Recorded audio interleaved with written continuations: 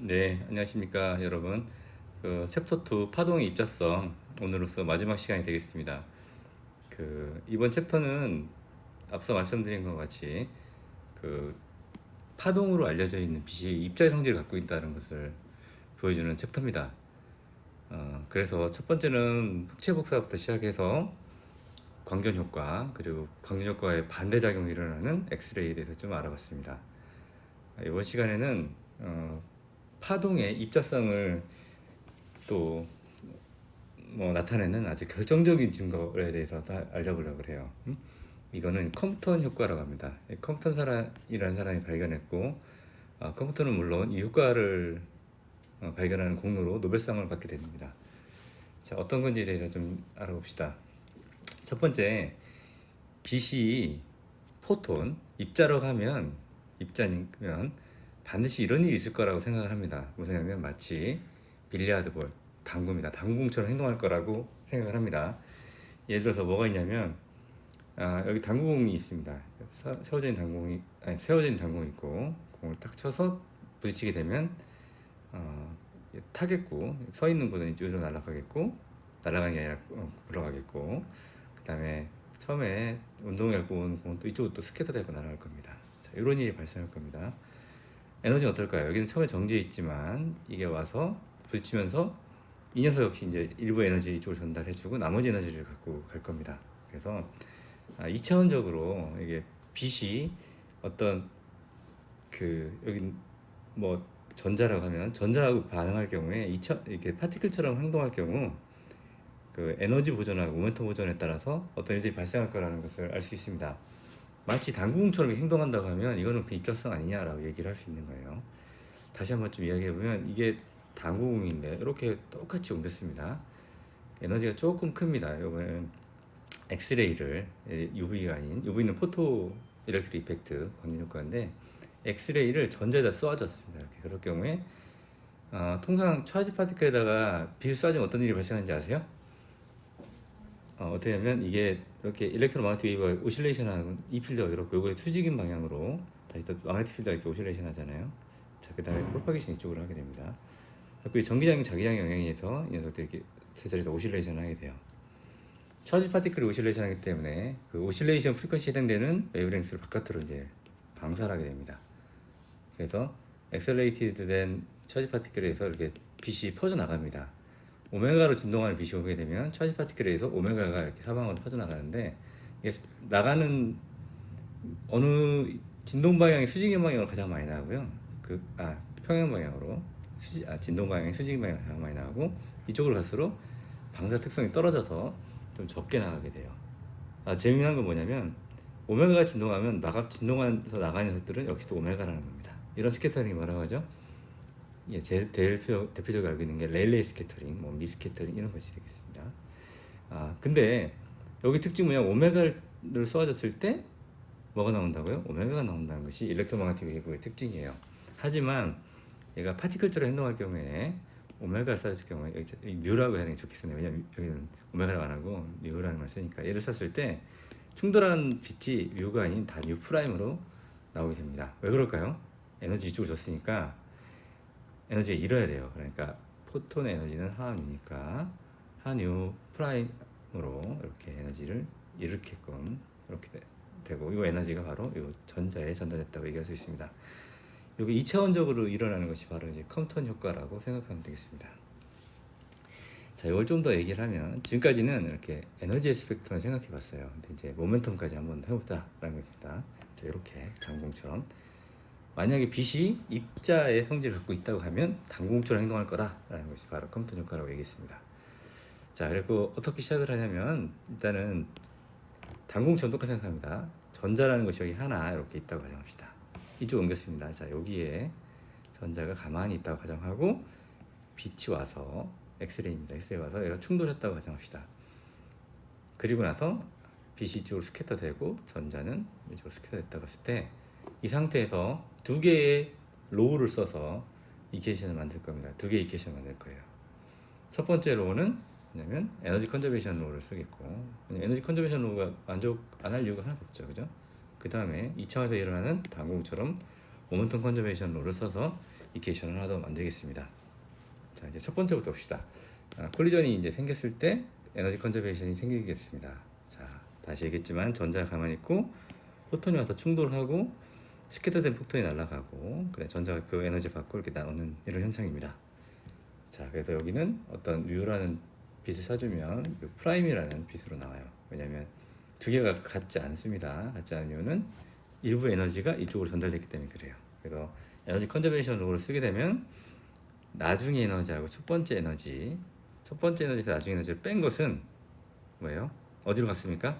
예, 전자의 키네틱 에너지로 개인이 일어났다라고 쓸 수 있습니다. 이게 바로 이제 에너지 컨저베이션에 해당되겠습니다. 어때요? 쉽죠? 자, 여기에 우리 상단에서 배운 식을 한번 써봅시다.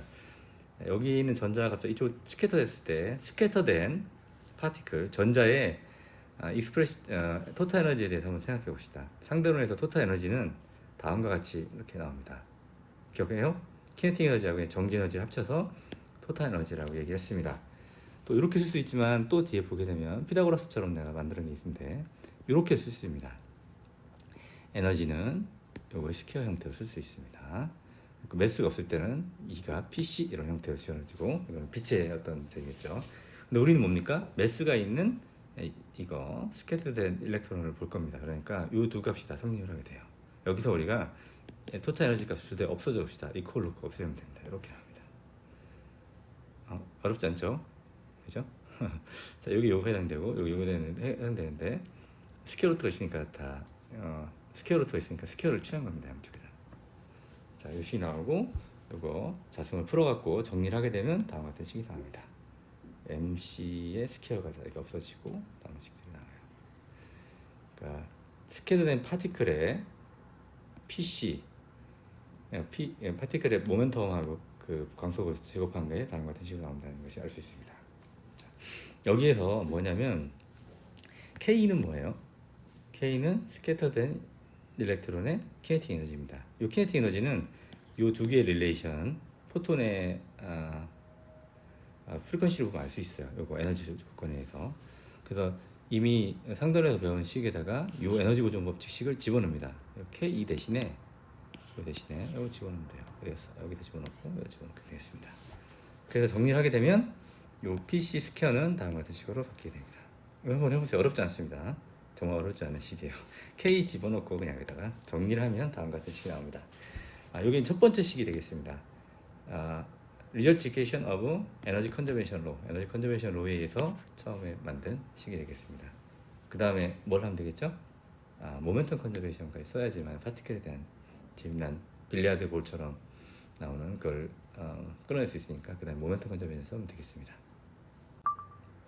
자, 그래서 두 번째는 이제 컴퓨터 효과를 설명하기 두 번째 쓰는 것이 모멘텀 컨저베이션이 되겠습니다. 자, 모멘텀 컨저베이션 모멘텀이야. 일단 책에서는 여기 P 여기도 P 이렇게 썼는데 사실 이걸 좀 책에 그대로 갖고 왔는데 이건 잊어버리세요. 그러니까 P 값은 이쪽으로 주로 쓴다고 생각을 하면 되겠습니다. 근데 이제 일단 도입하기 위해서 한번 이렇게 P를 한번 써봤습니다. 그러니까 에너지는 PC 형태로 정의됩니다. 언제 정의됩니까? 포톤일 때 그래요. 왜냐면 그 매스가 없을 때 이렇게 P 이퀄 PC 형태로 정의됩니다. 토탈 에너지는 PC 이렇게 정의됩니다. 잠깐 볼까요? 자, 아까 봤을 때 여기 있습니다. 여기서 토탈 에너지식인데 질량이 없을 때는 다음과 같이 이렇게 이퀄 PC 형태로 정의가 되겠습니다. 그래서 여기 인시던트한 이렇게 들어오는 포톤의 에너지는 다음과 같이 정의되고요. 그리고 P에 대해서 정리하면 P는 E오가 C 이렇게 정의되고 플랭크에 의해서 나오는 그 E가 이제 하 뉴라고 정의했으니까 다음과 같은 식으로 쓸 수 있습니다. 그래서 뭐 여기서 나오는 이제 모멘텀 컨저베이션을 알아야 되니까 모멘텀에는 이렇게 하니오가 C 형태의 이런 모멘텀을 가지고 포톤이 온다는 걸 알 수 있습니다. 자, 그 다음에 포톤이 여기 있는 전기 있는 전자하고 부딪혔을 때 리니어 모멘텀 컨저베이션이 성립할 테니까 이걸 한번 쓰겠습니다. 왜 성립하죠? 토탈 익스터널 포스가 0이잖아, 그지? 그 안에 있는 리니어 모멘텀은 충돌 전후가 이제 성립해야 됩니다. 자, 충돌 전은 리니어 모멘텀하고 충돌 후에 리니어 모멘텀이 같다고 하는 것이 리니어 모멘텀 컨저베이션이니까 그걸 한번 써봅시다. 리니어 모멘텀은 벡터기 때문에 x축하고 y축을 나눠서 얘기할 수 있습니다. 그래서 x축을 이쪽으로 포톤이 진행하는 방향 x축으로 했고 그 수직한 방향을 y축으로 이제 얘기했습니다. 그래서 이제 x축부터 써보면은 충돌 전에 모멘텀은 이렇게 정의됩니다. 자, 요거는 뭡니까? 날아오는 포톤에 대한 모멘텀이고 0은 뭐예요? 정지에 있는 전자의 모멘텀이 되겠습니다. 이렇게 되고 충돌하고 나서 뉴 프라임으로 스캐터가 일어났다고 생각하는 포톤이 갖고 있는 뉴 프라임의 모멘텀은 요 p 대신에 p에서 뮤 대신에 뉴 프라임을 쓰면 됩니다. 요거가 됩니다. 그 성분 중에서 이쪽 성분 x 성분만 고려하면 돼요. 그래서 이렇게 코사인 파이를 스캐터가 일어났다고 가정하고 이만큼의 성분이 되고 그 다음에 이쪽은 p 이쪽으로 이제 p만큼 전자가 이쪽 스캐터 됐다고 하면 그 성분의 이쪽 성분 x 성분에 해당되는 것만 x 컴포넌트가 되겠습니다. 그래서 여기를 세타라고 하면 p 코사인 세타 형태의 이런 식이 나오게 되겠습니다. 여러분 이해했죠? 충돌 전에 포톤만 갖고 있는 모멘텀이 충돌 후에는 포톤하고 그 전자가 같이 갖고 있는데 그 중에서 이렇게 해서 포톤 이쪽으로 전자 갖고 있지만 그 중에서 우리 x 성분만 본 겁니다. 요거 성분만 본 거예요. 자, 또 그 값이 같다는 것을 지금 보여준 겁니다. 그다음에 y 성분 봅시다. y 성분은 충돌 전에 y 성분은 얘가 정확히 x 방향으로 했다고 가정했기 때문에 이제 0이 되겠고 전자도 역시 정지 있으니까 0이 되겠습니다. 충돌하고 나서 이쪽 성분의 포톤하고 이쪽 성분의 전자의 모멘텀이 생겼으니까 이쪽이 p의 이쪽 사인 세타 아니 사인 파이하고 마이너스 방향에 이게 플러스라고 했으니까 반대 방향이니까 p 사인 세타 형태의 모멘텀을 갖습니다. 자, 두 식을 이제 나왔고요. 이 두 식은 연립하면 좀 재미난 식이 나옵니다. 대표적으로 이렇게 multiply, multiplication, c라고 있는데 양변에다 c를 다 곱해줘요. 여기 c 다 곱해주자. 약분되고 이쪽은 PC에 여기는 C가 없어지고 그다음에 여기도 C가 없어지는 형태가 되겠죠, 그죠? 그래서 PC의 코사인 세타 이겁니다. 바로 PC의 코사인 세타는 다음과 같은 식이 나옵니다. 여기 하나 없어지니까 이거 하뉴가 되겠고 그다음에 요거 뒤로 넣은 겁니다. 하나 없앤 다음에 왜냐면 C를 곱했으니까 요 값이 해당되는 것이 요 값이 되겠어요. 첫 번째 식이 요 식이 되겠고 두 번째 식 여기도 C를 곱해줍니다. C가 없어지고 그러니까 여기도 뭐 아무것도 없고 PC 값이 사인 세타가 이 값이 나옵니다. 자, 이 식은 굉장히 재미난 식입니다. PC의 코사인 세타하고 PC의 사인 세타 나왔잖아. 이거 스퀘어 취한 다음에 더해버리면 PC 스퀘어가 나오고 그 다음에 코사인 스퀘어하고 사인 스퀘어가 더한 값이 돼요. 그러니까 이건 1이 되겠죠. 그래서 이 두 값을 스퀘어를 취한 다음에 그냥 add it after squaring. 그러니까 스퀘어를 취하고 여기 스퀘어 취한 다음에 양변을 다 그 다음에 더해주면 요쪽 변은 그냥 PC 스퀘어가 나오고 요쪽 변은 더 재밌어져요. 요거 스퀘어 요거 스퀘어 또 뭐 그다음에 마이너스 2에 요거 값이 나오고 그다음에 요거 스퀘어가 나옵니다.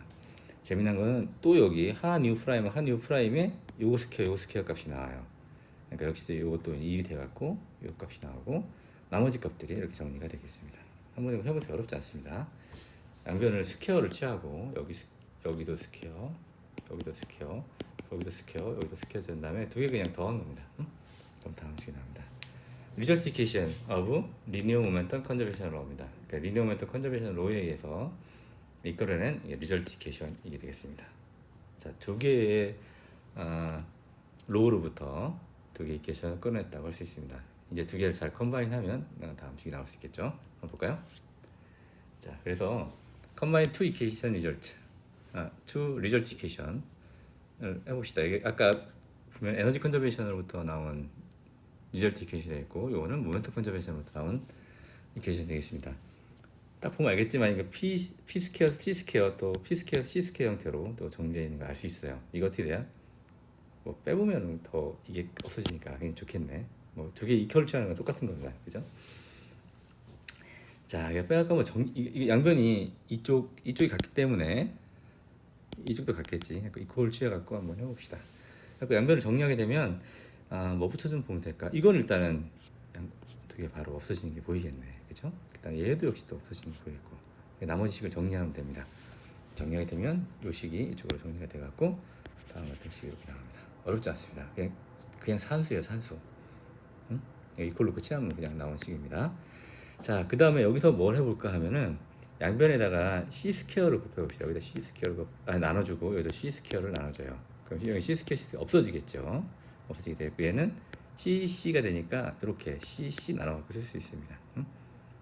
그리고 하는 여기 당연히 하는 요 없애가 스퀘어인데 하 스퀘어 여기는 하가 하나로 묶이겠죠. 그러니까 두 개 하 스퀘어 나눠주면 하가 밑으로 하나 나오겠고 또 뭐 있습니까? 여기 아까 C 스퀘어 없었으니까 C를 넣고 여기 양변 밑에다 C를 넣게 되면 이렇게 또 나눠질 수 있습니다. 어떻게 이해됐어요? 다시 한번 설명해 줄까요? 자, 일단은 앞뒤 좀 이걸 어떻게 정리를 하면 다음과 같은 식이 나오는데 이거 그냥 정리한 겁니다. 일단 2는 없애고 그죠? 그 다음에 하가 있는데 하 스퀘어니까 여기는 하고 양변 하 스퀘어 나눠주면 하가 밑으로 나오게 됩니다.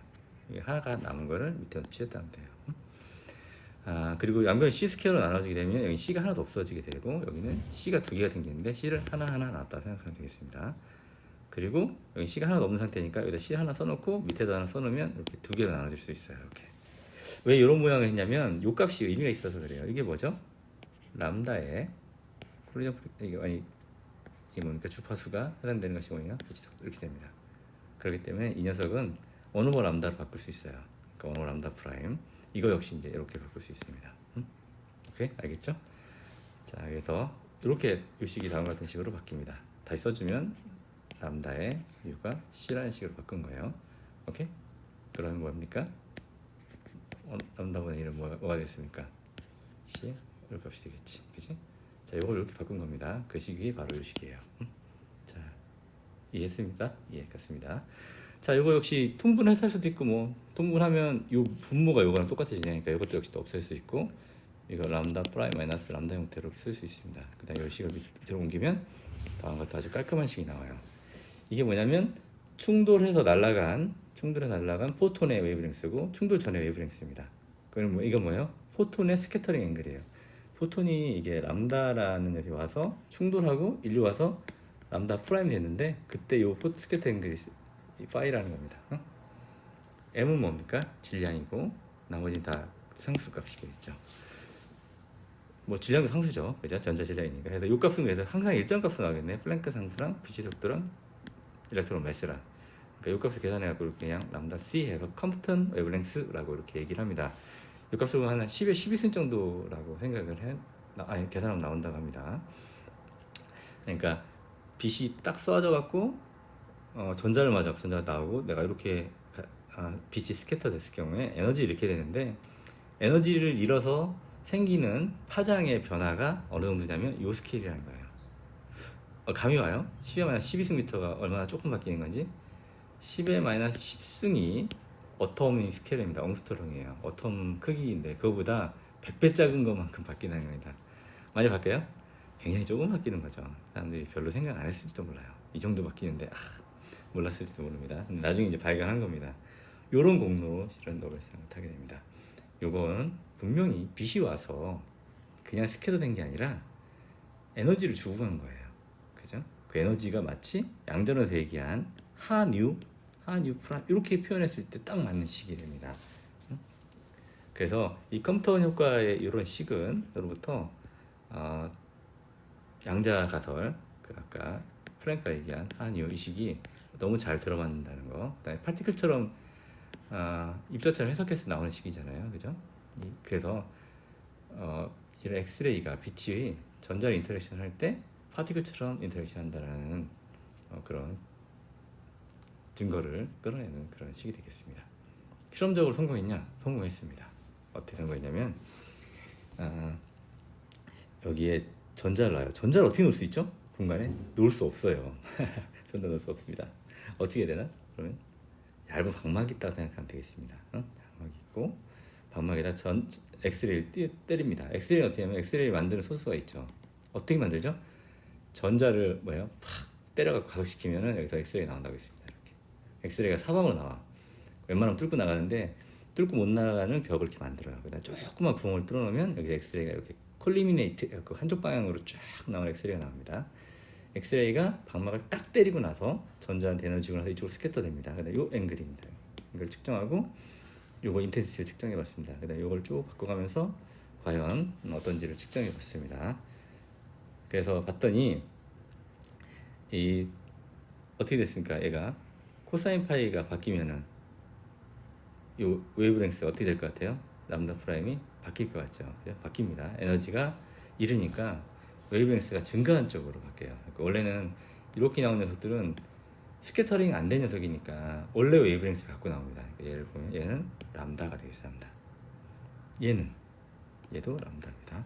근데 이 파이가 0일 때는 이것밖에 없어요. 람다밖에. 왜냐면 인터랙션 하지 않고 투과 녀석이니까. 인터랙션하고 어떻게 투과해요? 엑스레이는 얇은 방막은 잘 안 투과할 수 있어요. 근데 전자랑 인터랙션 한 녀석은 또 이렇게 가는 겁니다. 그래서 파이를 90도 놨을 경우에 90도 너무 센데 좀 이거 45부터 합시다.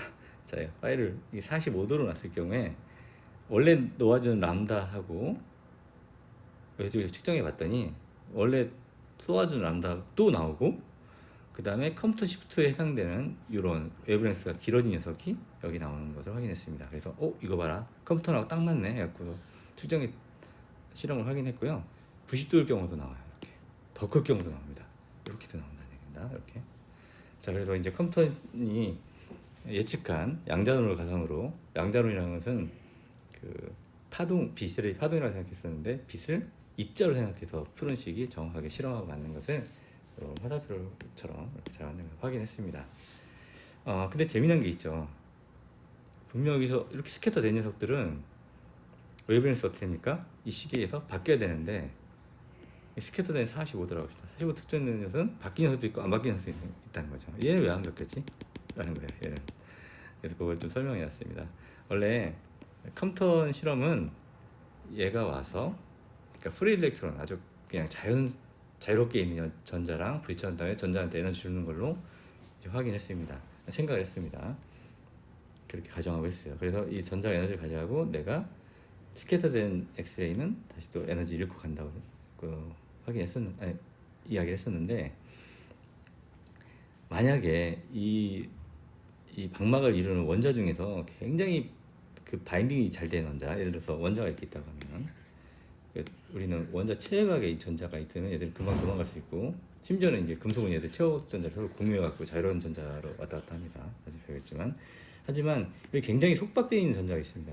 그러면 이 녀석들은 엑스레이가 때려도 얘한테 전자가 튀어나오지가 않아요.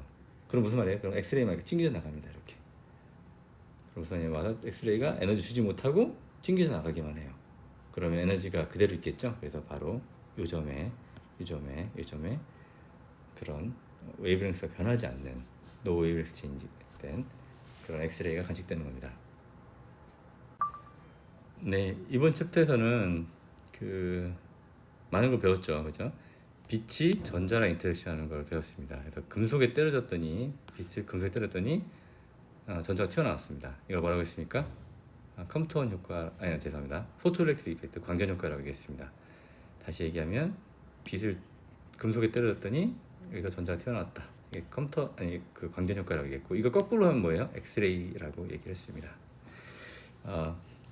그 다음에 두 번째 얘기한 건 좀 전에 배운 컴퓨터 산란입니다. 그래서 역시 빛을 전자에다 때려졌다고 얘기했습니다. 근데 전자에 어떻게 때려져요? 참 애매하죠. 그치? 그래서 아까 얘기를 했지만 이렇게 역시 똑같은 겁니다.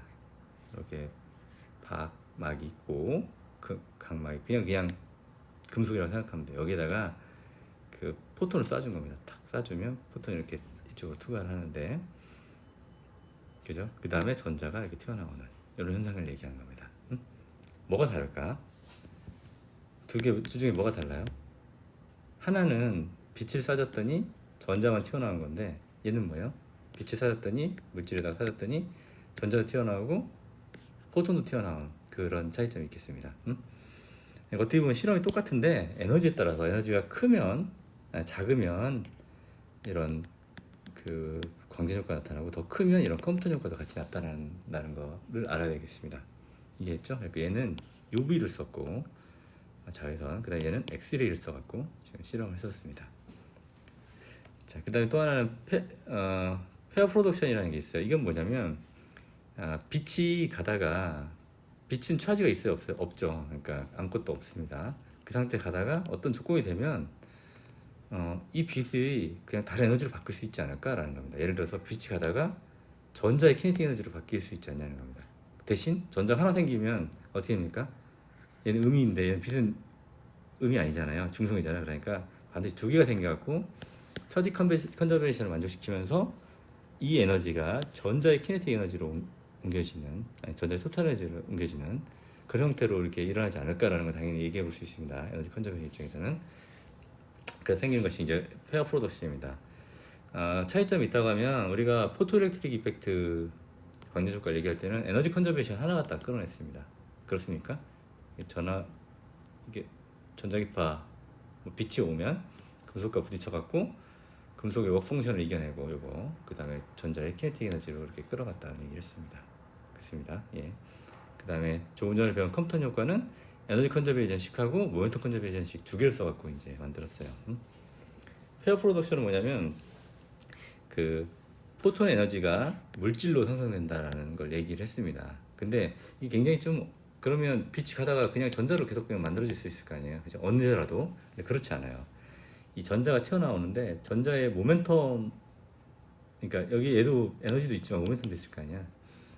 그러니까 시스템 전체에 모멘텀 컨저베이션까지 만족시키려면 빛이 가다가 그냥 아무 데나 이런 것들이 만들어질 수 없습니다. 얼핏 보면 만들어질 것 같아요. 왜냐면 차지도 뉴트럴이지, 얘도 뉴트럴이지.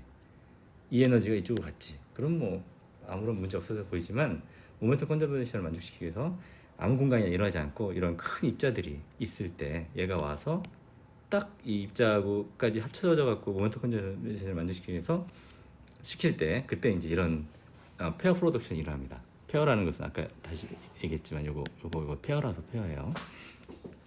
그래서 여기는 에너지하고 모멘텀 컨저베이션을 같이 일어나고 그리고 차지 컨저베이션까지 같이 만족시키는 이런 현상입니다. 그러니까 사실 페어 프로덕션은 우리가 좀 자세히 다루지 않아요. 응? 여기서는. 하지만 이제 소개 형태가 나옵니다. 근데 세 개를 보면 재미난 게 뭐냐면 다 물질에다가 빛을 쏴줬을 때 생긴 일입니다.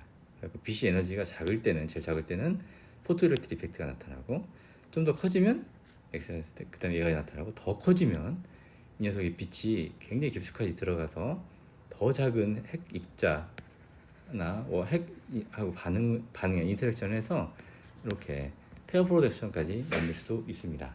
그걸 설명하려고 그래요. 그래서 보면 여기 이쪽을 봅시다. 두 개가 뭐 리드하고 카본이니까 근데 하나만 더 보면 되겠습니다. 포톤 에너지가 쏴진 에너지가 작을 때는 포토엘렉트릭 이펙트가 프로바빌리티예요. 그러니까 확률 상대적으로 포토엘렉트릭 이펙트가 제일 많이 일어나고 에너지가 점점 커질수록 포토엘렉트릭 이펙트는 작아집니다. 대신에 컴퓨터 산란이 많이 일어나게 돼요. 이렇게. 왜 그럴까? 얘는 그러네요. 얘는 뭐냐면 간신히 얘한테 에너지를 주고 포톤은 없어져요. 그죠? 근데 얘가 에너지를 주고 나서 내 에너지가 남아있어. 그럼 어떻게 해서 바깥으로 나올 거 아니에요? 그러니까 더 에너지가 많아지면 포토엘렉트릭 이펙트는 줄어들고 컴퓨터 산란이 일어나게 돼요.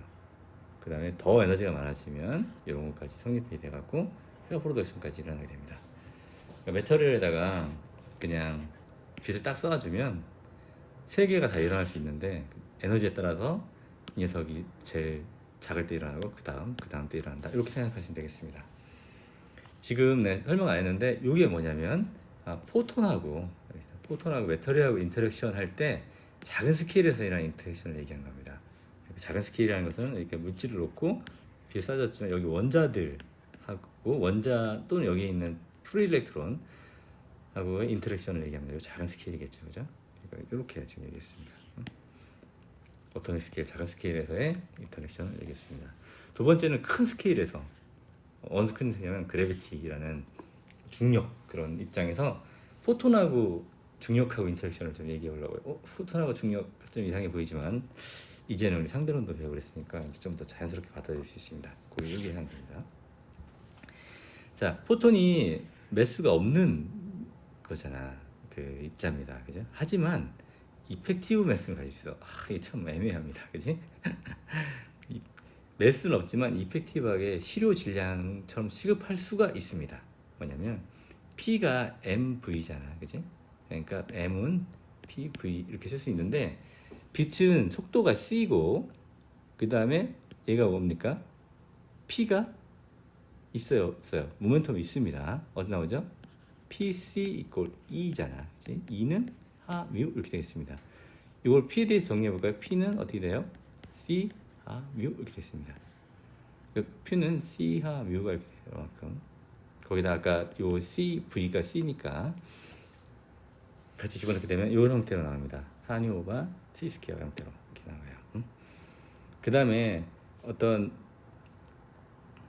R만큼 떨어진 곳에 여기에 매스가 스몰, 이게 아직 큰 질량이 있는 행성이 있다고. 거기부터 R만큼 떨어진 곳에 조그만 질량이 하나 있다고 합시다. 여기 그 스몰 질량 A입니다. 이때 그래비테이션 포텐셜 에너지를 구하게 되면 그냥 질량이 있다고 생각하는 겁니다. 그러게 되면 이런 형태가 나옵니다. 요거는 저 무한대, 아주 무한대 포텐셜 0으로 놨을 때 그런 포텐셜이에요. 여기는 질량이 있는 녀석이 가지는 포텐셜 에너지입니다. 그러니까 라지 질량하고 스몰 질량이 갖는 포텐셜 에너지예요. 근데 우리가 포톤이 아까 매스는 없지만 이렇게 하다 보면은 이펙티브하게 이런 매스를 가진 것처럼 보인다고 얘기를 했던 것 같습니다. 그러니까 M 대신에 이렇게 바꿔 쓸 수 있다는 얘기를 했고, 요 M 대신에 요 다음 식으로 바꿔 씁시다. 그럼 다음 같이 나옵니다. 그러니까 포톤 역시 중력 하에서 이펙티브하게 이런 매스가 있는 것처럼 행동을 하고, 그래서 당연히 이런 포텐셜 에너지가 갖는다고 얘기를 합니다. 그래서 이제 포톤을 갖고 있는 토탈 에너지를 계산하면 자기가 이 부분에 R만큼 떨어졌을 때 한유의 어떤 포텐셜 갖고 있다가, 아니 자기의 에너지 갖고 있다가 하면, 포톤은 이걸 항상 갖고 있죠. 주파수가 이만큼 있으면 무조건 갖고 있습니다. 거기에 자기 포텐셜까지 더합니다. 그죠? 다음 이렇게 나오는데, 이렇게 나오는 요 점을 넣기 때문에 그렇습니다.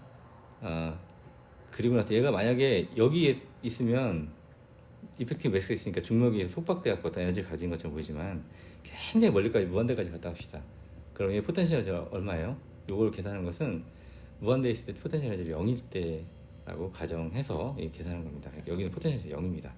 그러니까 무한대에서 이 중력을 포톤이 탈출했을 때 완벽하게, 그때 에너지는 포텐셜 에너지 0입니다. 그래서 그때 에너지를 쓰면 다음 것 같아요. 그래서 여기 있는 에너지하고 여기 에너지는 어떻게 됩니까? 똑같아야 되니까 다음식 이렇게 성립을 하게 됩니다. 요거 뭐냐면 완전히 탈출했을 때 그때 뭐예요?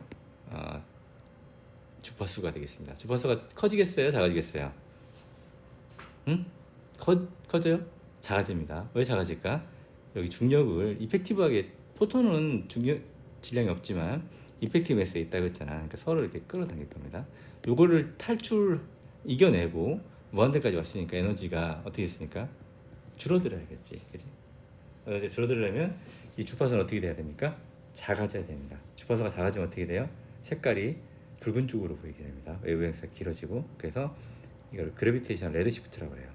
아주 중력이 아주 굉장히 센, 그러니까 요 식을 정리하면 다음과 같은 식이 나오는데, 중력이 아주 센 그런 아주 행성이 있다고 합시다. 응? 내가 그 노란색을 이쪽으로 레이저 포인트를 쏴줬어요. 그러면 얘가 포톤이 얘를 중력을 이기고 나가고 결국 노란색보다도 파장이 큰 빨간색이 돼버리는 겁니다. 그렇게 보인다고 해요, 진짜로. 그래서 이제 그래비테이션 레드시프트라고 얘기합니다. 이거 역시 굉장히 라지 스케일에서 이런 포톤, 플랑크의 양자론을 바탕으로 계산된 우주에서 도출한 그런 재미난 현상이 아닐 수 없습니다. 그래서 정리를 하게 되면 우주 스케일에서의 어떤 빛의 양자론에 대한 설명이 되겠고, 이거는 아주 작은 스케일에서 아주